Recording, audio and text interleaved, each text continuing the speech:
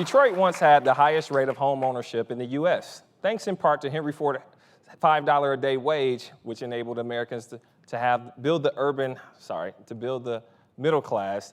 The foreclosure crisis upended many Detroit residents' plans to establish and maintain their roots in their neighborhoods and their homes where they grew up. Thanks in part to persistent efforts, investment, and collaboration from Detroiters of all stripes, our neighborhoods are gaining ground in the uphill climb to revitalization. But there's more work that really needs to be done here. Joining me today is City of Detroit Planning Director Maurice Cox, Lolita Haley, President of the Detroit Association of Realtors, and Craig Fahle, Director of Public Affairs for the Detroit Land Bank, who in full disclosure today is one of tonight's sponsors. Thank you for being here tonight. Great to be here.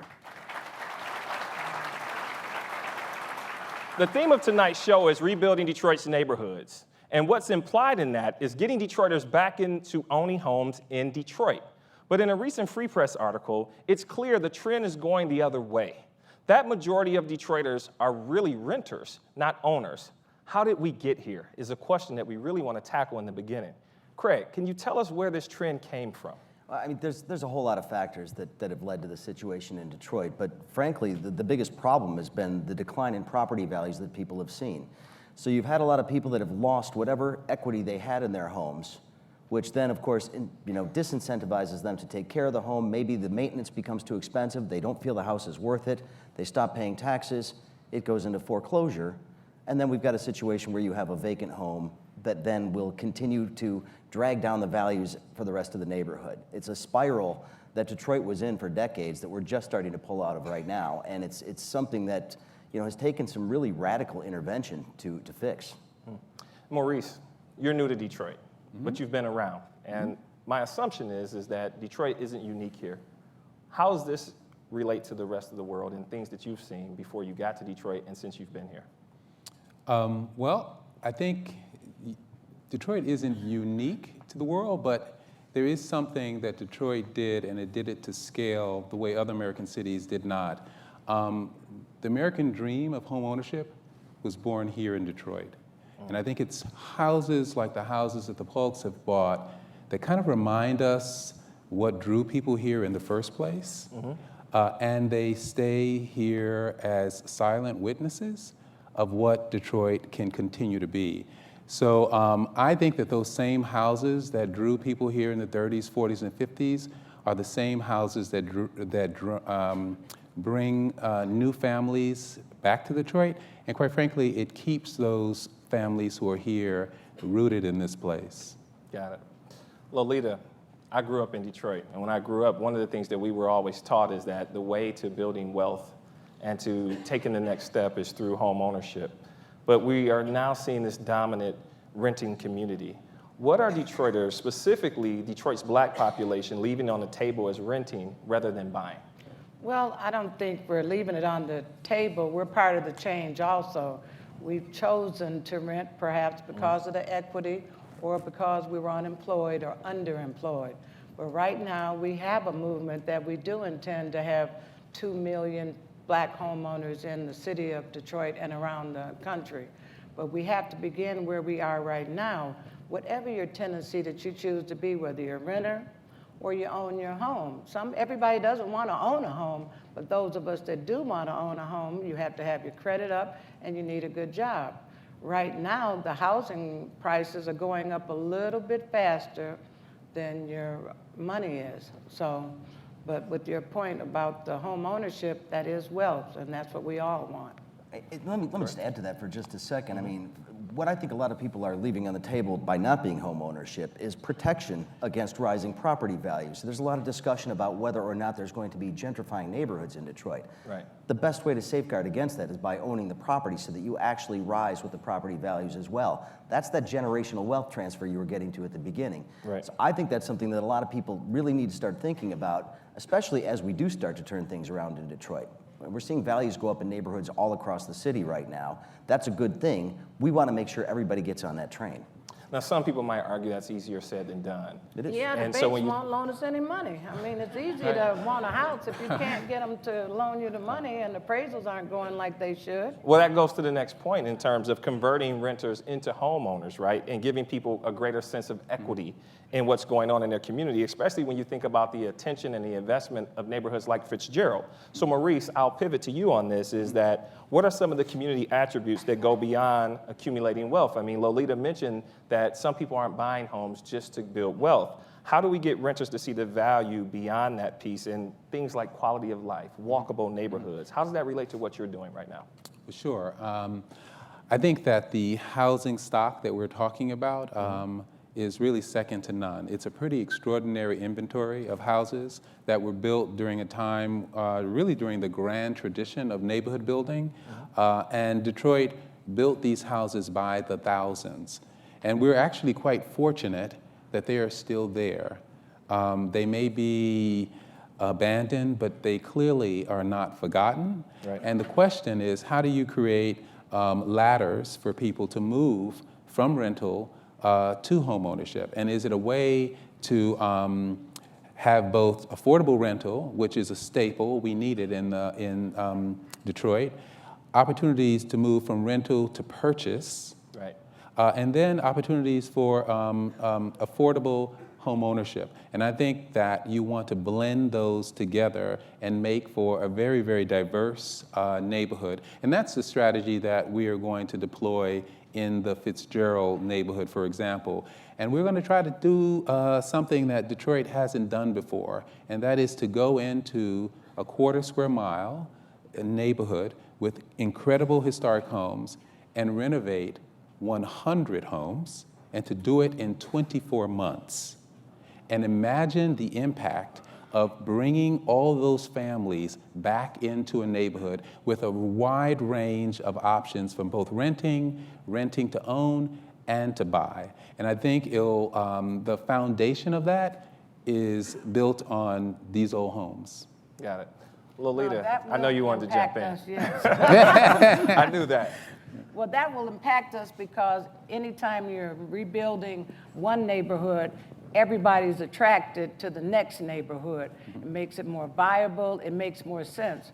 Because right now, some people like some areas, perhaps downtown, it's more going on than is going on in our neighborhood. Right. When you have things going on right there between the two universities, that makes jobs for the realtors, for the contractors, for the community groups. It makes it much more viable, and then it makes it possible for other people that might want to come in and infill and build So Craig, homes. I want you to, I know you got something to say, but to add on to that, what's Land Bank's role in this, especially when you think about the lack of financing for Detroiters to get mortgages? That's a big impediment, as well as this appraisal gap that a lot of us have heard about. Can you really give us some perspective on that? Well, I mean, there's a lot of different things that we have to do to solve some of those problems. And the most important thing that we can do is eliminate the blight that is dragging down the value in the neighborhoods. That comes either through demolition or renovation of vacant homes. And so we have a number of different programs that we put forth to allow that to happen. The renovation part is key. The more houses you can preserve, the higher the values are going to go up in that neighborhood. But we need to find a way to match people to the financing that does exist. The banks need to loan money in inner cities. It's a part of the settlement after the foreclosure crisis. I mean, they really have, some standards that they need to meet. But we need to create programs that are going to allow for the renovation of the houses. Something we worked with a number of banks on is called the Detroit Home Mortgage Program. It allows people to get the financing, not just to purchase the price, but a second then up to $75,000 to rehabilitate the home.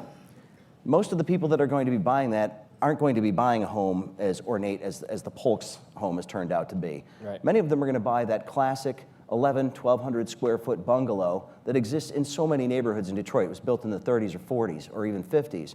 It just needs $20,000, $30,000 in renovation. We start getting those going so they're not vacant anymore.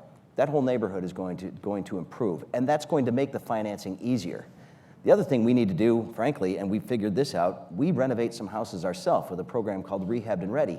We take a loss on those properties with the help of Quicken Loans, because what we did was we built up the comps in the neighborhood so that we can kickstart that market. We need comparable sales numbers so that people can qualify for financing on properties in the neighborhoods, because we do believe that neighborhoods are severely undervalued in the city. So Lolita, when you think about us pivoting to this conversation around renovation projects, as a realtor, when you're working with potential buyers and you're talking to families, how are you taking them through the progression of thought around the realities of what that looks like for them once they actually buy the home? The rehab, well, first we have to make sure that they're buying the right home and they can sustain themselves in that home. Because even if the house is repaired, you still have to maintain the home. Yeah. So you have to encourage them to participate in the projects like they have offering to the realtors. And we also have to continue to educate all the community, the ones that are buying the homes and the ones that are in the neighborhood. People aren't just going to buy a home because it's fixed up if the other neighbors are not participating. So right now we're engaging in the community groups. We're knocking on the door downtown. On every other day, I'm down there for one reason or the other, asking for houses from him or asking for community meetings from Maurice. But it's multi-layered. It's like peeling back an onion. Every time you peel back one thing, you have something else going on. And you also got to make everybody else feel comfortable that maybe today isn't your day on your street. Maybe your neighborhood is not going to be picked next week. So you're setting the expectation, and I think that's important. Well, you so have to. Communication and connecting the dots. Maurice, one of the things that you've stated around town is that your team actively engages residents so they can understand the side of what you're doing, but so you can also understand their needs and desires. But how do you gauge their level of readiness as you're planning, right? As you're planning to move this city forward, you're talking about bringing 100 residents into an area. What's the level of readiness and how do you gauge that? Well, I think it takes a lot of FaceTime, one-on-one, a lot of listening to what that neighborhood has been. Residents know it better than anyone. And as they get invested in not just their property, but the property next door, the property on their block, you start to have the kind of multiplier effect. And people are really, really excited to just look beyond their own individual lot. They're concerned not just about the renovated houses on the block, but they're also interested what's going to happen in the vacant properties and how can they contribute to the overall change in perception of their neighborhood. So we renovate the homes, but also have a strategy for beautifying every single lot in that neighborhood. So we're going to try that as well, and we're going to try it by the hundreds. And to do it in an area where you can walk down the street and see one renovated home after one beautiful lot that's been planted with an orchard, and really feel that the neighborhood is coming back. By the way, we couldn't do any of that if those properties were not in the land bank. So we can literally go in and talk about 100 homes, 200 lots. That's the progress, I think, that has been made with the creation of the land bank, so we can now take these strategies to scale. Well, you know, it's interesting that you talk about scale, because one of the things that a lot of Detroiters talk about is this notion of, you know, winners and losers. And so as we start getting close to the end of this panel discussion, what I'd like each of you to really tackle is, how do you get Detroiters who may be outside of the Fitzgerald neighborhood or other neighborhoods to buy into the bigger picture, right? That they are valued and they have a role in building Detroit one neighborhood at a time, because we're making some connections and learning lessons from this old house, but how do we get everyone to feel like they're part of that? Craig, can we start with you? Well, sure, and I think it's funny that you talk about people in the Fitzgerald neighborhood. I think if you would have talked to them a couple of years ago, they would have felt that they were one of those neighborhoods that had been left behind. There's a plan for just about every neighborhood in the city, whether it's us auctioning off, you know, closing well over 1,000 properties at this point that are being renovated in the city. We've got another 700 direct sales that we've done in neighborhoods all across the city. Every dollar that the land bank spends is in the neighborhoods. It's not downtown, it's midtown. It's in the neighborhoods. We're selling side lots. 6,500 side lots have been sold. People who've been wanting to buy the land next to their house. We sell it to them for $100. We've got a side lot fair tomorrow. We expect to sell hopefully 500-600 of them. That's something that shows people that we care about what they're doing. We're making progress, finally giving them access to the land that's in their neighborhood. So there may not be a full-scale renovation coming, but we're doing little things every single day in those neighborhoods, making somebody a homeowner, selling them that side lot, to make sure that they realize that there is attention being paid. Got it. Lolita. In hindsight, it was a bad thing there were so many homes in that neighborhood that were in bad shape. But on the good side of it, it was a neighborhood that could be saved and brought back to life, and it also saved a lot of seniors. You know, this city has a lot of seniors in it that pay a lot of taxes and maintain the neighborhoods. So any adjoining neighborhoods, they're able to see a safe place that may be for them where they don't have to move and have extended families. Maurice, we got about 30 seconds. Can you wrap us up on that? Well, I think the pivot has begun, right? While the recovery started at the heart of the city, the soul of the city, its neighborhoods are starting to have the attention that they richly deserve. So our planners are going to be in Russel Woods, they're going to be in Jefferson Chalmers, they're going to be in Southwest Verner, they're going to be in Grand River, they're going to be in Claremont, Rosa Parks, they're going to be in Southwest. People are about to experience a significant change and attention turning to neighborhoods, and they are filled with old homes. Thank you. A full continuum up here. Up next, another look at the Old House Detroit. This Old House Detroit. Homeowners Frank and Tamiko share what qualities drew them to the Russel Woods house that would be their new home. We canvassed quite a few houses, some of them beyond repair. This house has some type of curb appeal to it.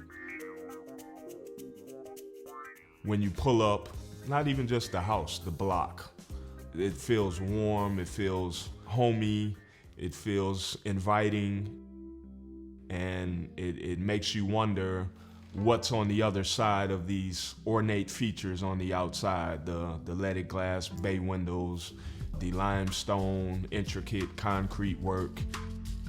You've got this intricate detail in this archway molding, and there's little features like that all throughout the house. I walked in, I was like, this is a beautiful home. Just with the detail and all the architectural work and plaster work that's been done. The windows, of course, are beautiful. There's just so much potential here. Frank told me about the house. I remember first coming here. We didn't even make it upstairs, and I said, this is the one. I said, you want this one. This is a home. You know, it's not just a house, this is a home. To come in and see that a lot of things were still intact, and you could tell that whoever lived here cared about this place. There was just little telltale signs that let you know that whoever lived here respected this place as home. That's our program for tonight. Thanks for watching, and thanks to all of our guests. And you can get more information about them at dptv.org/TOH. Plus, you can always connect with us on Facebook and Twitter. We are there. From all of us at One Detroit, we'll see you next time. Take care.